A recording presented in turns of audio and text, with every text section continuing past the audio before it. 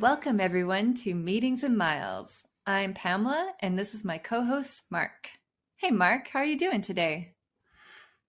Pamela, there's a special place in hell for people who needlessly reply all to emails.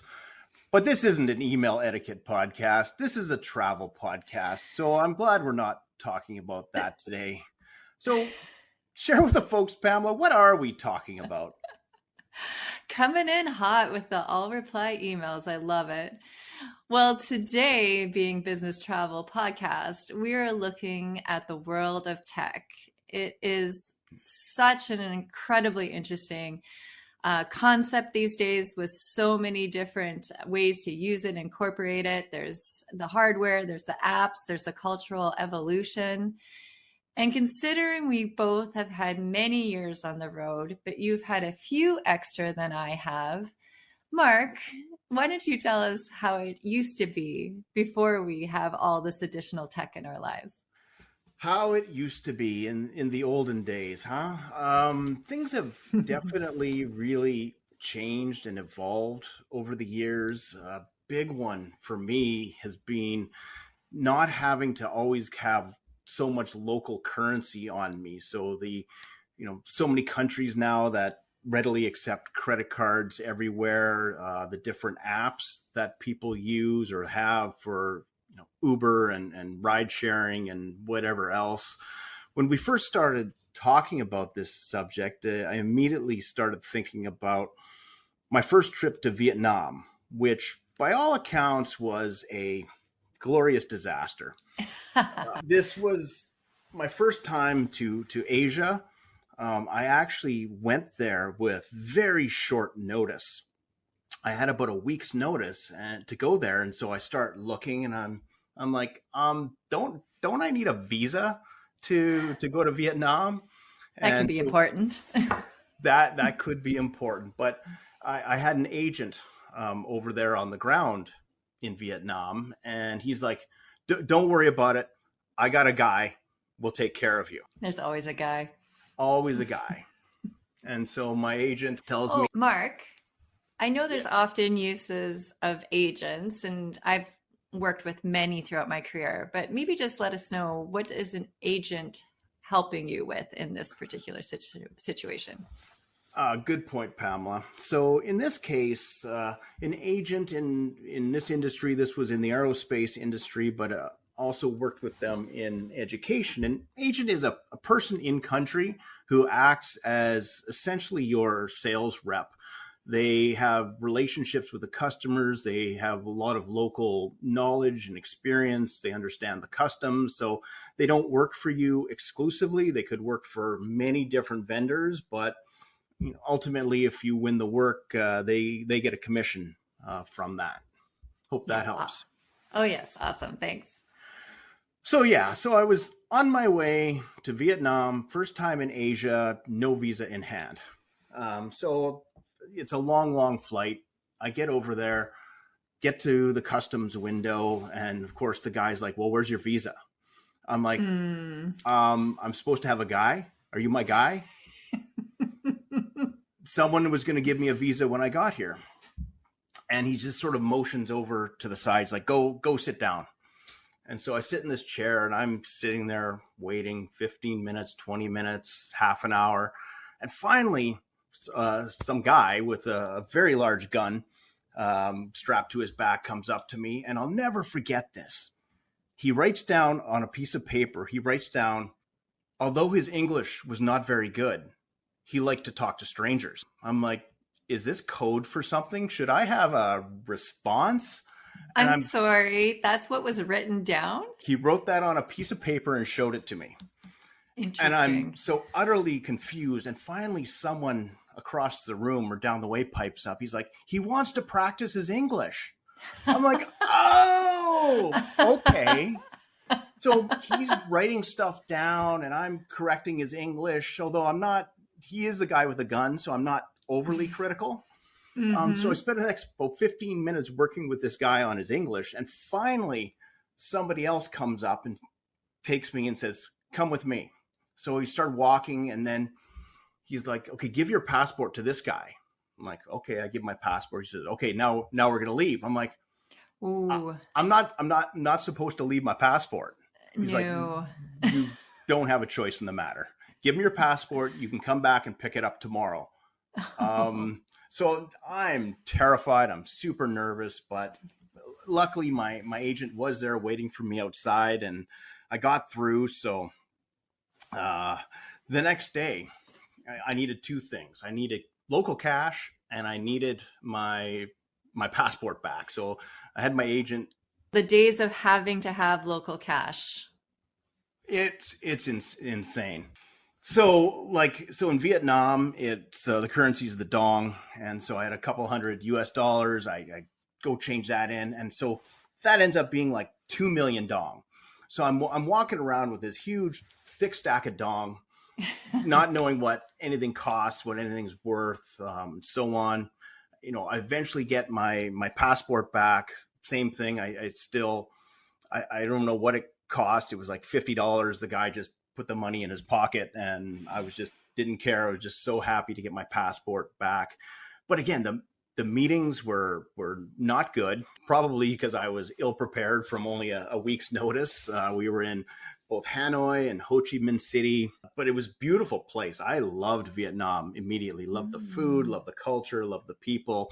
So that part was awesome. Business part, not so much. I just remember getting horribly sick on the flight home too, because I had like an 8-hour layover in Hong Kong. And so I decided, hey, I'm going to go out and see some stuff. So I was running around Hong Kong, and just before going back to the airport, I had some food. I had the shrimp pasta dish. Don't ever have the shrimp pasta dish before you're getting on a long flight, and made Noted. it. But I was just like terribly ill the whole flight home. Finally get home, and still with like a whole lot of Vietnamese cash in my pocket, but it was a relief. So then a few days later, I'm like, well, I should go change this back to our currency. So I go to the bank. I'm like, yeah, can you please exchange this? And they're like, what is this? I'm like, it's Vietnamese dong. And he's looking, he's like, no, we don't exchange that. Like, what? No. Because it wasn't, traded on the currency. I'm like, and Pamela, I'm not mature enough to let this go. So I'm with the bank teller. I'm like, are you kidding me? He's like, no, we can't exchange that. I'm sorry, sir. So what you're saying is you won't touch my dong? He's like, no. And I'm trying to make this guy laugh. It's not working, but he's not picking up what you're putting down. Not picking it up at all when I'm putting down. So I had a lot of souvenir Vietnamese dong for many years after that, and a terrible business trip, but a lot of great memories that came from that. It's often the way. The trip that maybe doesn't go as well often does produce the best memories. Mm-hmm. I definitely learned a lot about some cultural things, about definitely being prepared for a trip. Now, this one, again, it was kind of short notice, so I didn't even have really time to be prepared, and doing all these weird presentations to people who did or didn't show up. It was odd. So I am so thankful now that when I travel, I don't necessarily have to worry about having too much cash on me, because I know I can use Uber. I know pretty much everywhere I go, I can use my credit card. I do, however, always keep some US cash on me, because I found there are very few problems in life that the greenback can't buy your way out of. But it's so nice not having like this drawer full of miscellaneous currencies, which ultimately add up to like $15. Yes. But things have really changed for you as well, Pamela. What kind of tech and apps and things have you noticed? What do you like? I have not been to Vietnam yet, but I so want to go one day. But yes, I too do not miss the days of carrying around extra currency. And even being Canadians, it's of course not unusual for us to have US cash on us. But that all said, I am enjoying the new age of tech and being able to carry most of what I need on my phone. So I was going to run through quickly my top apps that I have and see if they match up to what you like to use. So number one is the airline app. And for me, I'm an Air Canada person, for better or worse. But even when I'm on the odd flight that I don't have Air Canada, I still download the app because it's so helpful for all things checking in, flight statuses. A lot of them track luggage now. And then even if it is overly conservative, it gives you some ideas of timing, when to get to the airport. And I, for one, like to get there a little bit earlier or give myself buffer because you never know what's going to happen. Airline apps are awesome, and I think they've really made the lives of airline staff a lot easier because they're hopefully facing a lot fewer questions that people can do more self-service on their apps. Oh yeah, I mean, I really live with my my airline app throughout the whole trip, and I think that they've done a lot of improvements over time. And so the other to complement that is I really enjoy the hotel app, which I think just gets better and better depending on the hotel. For the opportunity to do a pre-check, especially if you're going to be late flying in, or if it's a really busy time of day, so you can skip the busy lobby. There's ways to communicate with the hotel if you're missing an iron or something like that, or a steamer. Oh, I love it when a hotel has a steamer versus an iron. And then sometimes you can control your room with the app. And again, just like the airline app, building those loyalty points is also very beneficial. Well, that's awesome. So I've never really been a big hotel app kind of guy. I definitely am a big loyalty points kind of person, but actually getting the hotel apps is something I'm going to have to look into. Yeah, absolutely. And when I think about it, it's often more of a North America, Europe. But when you're doing extensive travels as well as to Africa and Asia and beyond, maybe it just depends on which hotels and hotel chains that you're staying with. Yeah, I'm always surprised at the difference in the check-in experience between, say, a North American, European hotel and something in other countries. Like some places, again, they take your passport, they photocopy it. I'm not sure why. There's copies of my face all over the world, Pamela, and you I see know. some of these like really long check-in procedures. Whereas you go to a hotel in the US, you can just essentially just walk in and walk to your room, which is Right. fantastic. Yeah, that is fantastic. I know I've done some hotels like you're almost going through airport security to get inside, and then yeah, it's a whole other world. And you alluded to this one earlier, but really a big go-to for me is the Uber app. I, ever since Uber came along, especially in situations with different currency and language barriers, is so helpful. And I'd like to think it doesn't happen that often, but there could be those occasions when taxi drivers take advantage of you and drive you around the city. With the Uber app, they can't do that as well. But essentially, it's an app that you can book travel once you're landed at the destination.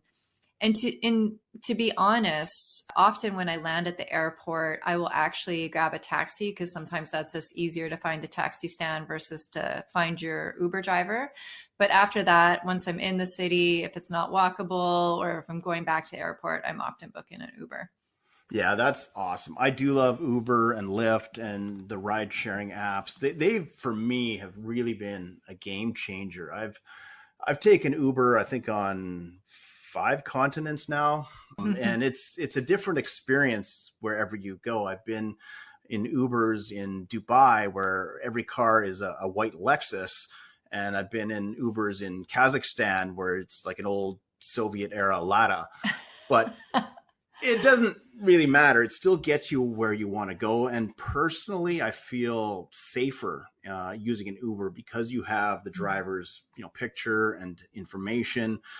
Again, back in the old days, I used to, in certain countries, order a hotel car to come pick me up from the airport because you couldn't trust the taxis. Now, getting off the plane, I'm calling an Uber, and we're good to go. Oh yeah. No, it's been such a game changer. And I hear you on the safety side as well too. Speaking on all of that, I don't know, this might be a different one for you, but Google Maps is high on my use list. It's really handy, even pre trip, if I need to understand how far away the hotel is from the airport, or if I'm hitting the ground running and going to the venue. I also use it to discover what's around me, the local coffee shops, because sometimes it's fun to go get a coffee, and some hotels are still dialing in their coffee game. And I really like to have my coffee in the morning. And also just to see if there's any local parks, if you get a chance to sort of soak it in and have a quick walk or run on the side. Really great. I know there's other apps for this too, but I just rely on Google Maps for restaurant reviews. If you're looking to have a client meeting, or if you happen to be on your own and you just want to know what's available, looking at reviews, I find Google Maps is a big tech app that I use. Yeah, I'm totally with you there. A big Google Maps guy, especially because often in my travel, I've been doing, multiple appointments in a day. So trying to figure out how to schedule those to make it most, easiest to get around, and, how bad traffic is. Because, there are some places I've been where you could only do like two appointments in a day, maybe because traffic is so bad, whereas others you can get six or eight in without a problem. But looking at the restaurants is fantastic. Getting the reviews. I love to walk around. So if I'm somewhere where I can go for a walk, having that Google map there just to show me where I'm going and what I'm doing. And so I don't necessarily get lost, but that is a great one. Yes, I completely agree with all of that. And then the last one, living in Canada where we live and we have a cooler climate, I really find that the weather app and understanding what temperature I'm flying into is incredibly helpful. And even on a day-to-day basis, yes, with business travels, often we're indoors when we're meeting people, although I love that we're doing a trend to getting some more outside where the weather is nice, that we can be getting fresh air during our business travels. However, it is extremely helpful to know when it's minus 10 here degrees Celsius and you're going into more plus 30s degrees Celsius. Apologies for the Fahrenheit users out there, but it's a temperature swing that you just want to be sure that you're packed appropriately and comfortable when you arrive at your destination. For sure. The weather is great, not just for the temperature, but if you're going to a place that maybe is in the rainy season or something like that, so you can really watch for the weather. But yeah, I need to know what to pack for. So the weather app is awesome. Honestly, there is so many apps, I mean, that we're always using on a day-to-day basis. I love my Strava. I love my Kindle, the Calm app. I've got a good sleep app that just really continues to help with my hotel sleeps. I have my Garmin. And of course, there's always those work apps as well. Got to stay on top of those emails, your text messages. WhatsApp is incredibly useful with international travel. LinkedIn it's almost becoming more, for me, depending on the culture and the location, but exchanging LinkedIn information versus a business card as we're going sustainable ways of connecting. So yeah, those are kind of my top apps. There's one that you maybe forgot to mention that I really like, and that's Google Translate. Something I do a lot. I've used it because you can take pictures of a menu and it translates it back to English. I've actually used it to communicate with people. It's made going to places where, I mean, so many countries, Pamela, you can easily get away with only speaking English, but there are those exceptions where you just need to have something in the local language, and Google Translate has really helped me there as well. And I do love the Kindle. I love to read. It takes up so much real estate, bringing books with you everywhere. So having the Kindle has been phenomenal. Yeah, absolutely. Yeah, you and I've talked about Google Translate before. It's not my go-to, but not because I don't need the translation help. I've just used simply Google itself. And I really have always found, like, with the different language, and again, we're spoiled with so many places being very English friendly, but I like to know the manners, like the pleases and thank yous and the hellos and goodbyes in the local language, just to It's fun to make an effort as a local while you're there with respect. Totally agree. That's something I always try to do is learn some pleasantries in the local language and practice that, learn a few words. I've had people like I was in Kenya one time and they gave me my own Kembo tribal name, which is Matuku. I think I'm pronouncing that correctly, which means, depending on who you ask, that either means hideous bastard or from the bush. Both great, great answers. Lovely. Mm-hmm. Amazing.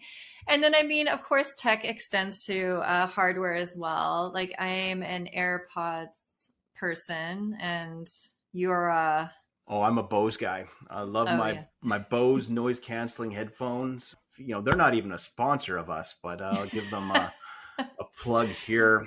Sometimes I don't even listen to anything. I just have my headphones on. They're turned on, Mm. and it just drowns out the background noise of an airplane. It's fantastic.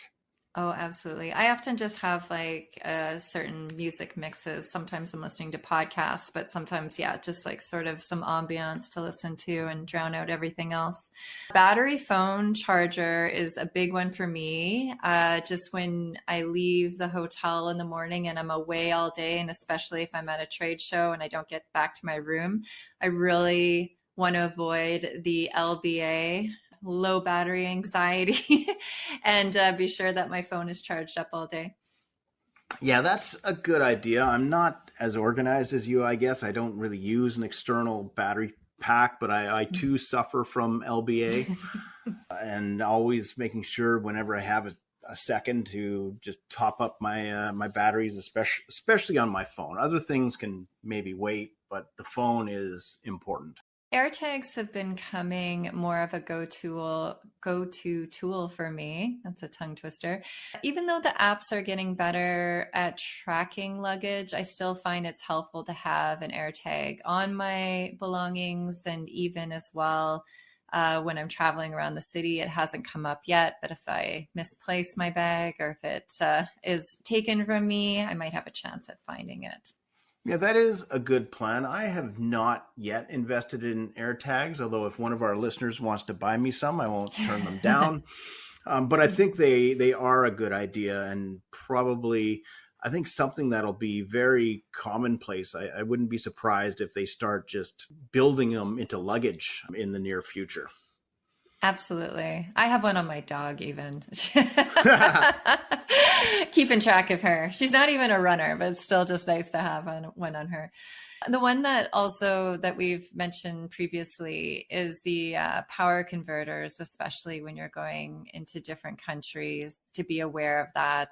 That's just being able to use your own devices to be able to plug them into different hotels in different countries. And I have left many a power converter behind in the hotel. So I've crossed hands with dozens of those. Yeah, I'm the same way, and those have been around for a long, long time. What has changed over the years is now you can get the ones that are like a brick that have all the different converters all in one device, and I've lost plenty of those as well. I do love the brick, and it is a little bit heftier that it's harder for me to forget, but I got it in me. Okay, I'm going to talk about AI now because we can't have this conversation without it.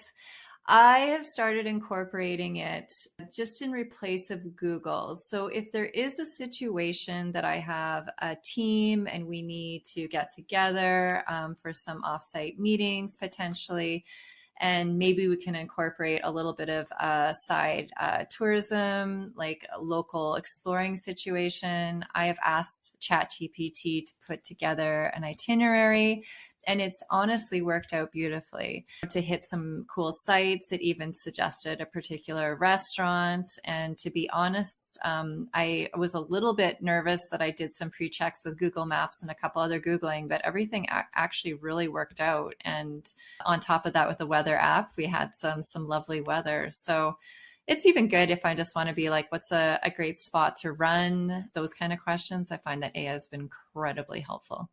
Yeah, I'm totally stealing that. I haven't done that yet, but I think it's a brilliant idea, especially for planning an itinerary. Knowing where to go, getting yourself organized. I think also for getting some basic understanding of local customs and culture. Quick place to go is to go to your favorite AI app and type it in. So what pitfalls do I need to watch out for? Yes, absolutely. There's always the caveats with AI to just maybe double check your homework and the potential safety on you hear some stories on this, but honestly, as a high level guide, I think it's incredibly helpful and beneficial. Fantastic. Any other apps or technology that we haven't mentioned yet? Oh my goodness, I could talk about this all day long, but those are the ones that come to mind right now. But I am interested to hear other people share their favorite apps and tech because I know there are so many, and I'm continually evolving to incorporate more, which we haven't even mentioned today. But today's, I think, those are my top go-tos. What did we learn today, Pamela? I think number one is be mindful of your currency can be turned back to your local currency. Yeah, absolutely. Mindful of local customs, language, and culture, and being able to make the most of it while you're traveling and be a good local citizen while you're there. And I think another one for me is that good headphones are a lifesaver. Doesn't matter what brand you use, but have something that's going to tune out the background noise. It's going to make your airplane experience so much better. Oh, absolutely. I couldn't agree more. And I think like ultimately all this tech is so beneficial and complements everything that we're trying to do. Helps us travel lighter as well. But really at the end of the day, I think it frees us up to really connect in the moment with the people that you're seeing and just have your tech and apps work for you behind the scenes to keep everything running smoothly. And despite all of these takeaways, we do like to give you a final tip of the day to take away. And Mark, I think you have a really good one for us. I've got one. We'll decide. Let the people decide if it's a good one or not. But my tip of the day is: what do you do when you get bad service at a hotel? Now, Hmm. yeah, most people would say, well, it's obvious. I would ask for a discount or a refund. Wrong answer. Because doing that is great, but you're the one who's inconvenienced and you're going to end up saving your employer money. What you need to do Mm. instead is ask for that discount in points. That way you can benefit Mm. from the discount. Now, the employers probably don't want to hear that, but it definitely works. So, bad service at a hotel, don't get the discount, get the equivalent in points. And to our listeners, if you have a tip of the day that you'd like us to share, please let us know, and maybe your tip will be featured on a future episode. And so, Pamela, tell the good folks at home how they can get in touch with us. Lovely, Mark. Well, currently you can find us both on LinkedIn, Pamela Wilton and Mark Peters, and you can also check out our LinkedIn show page, Meetings and Miles. We'd love to hear from you on LinkedIn.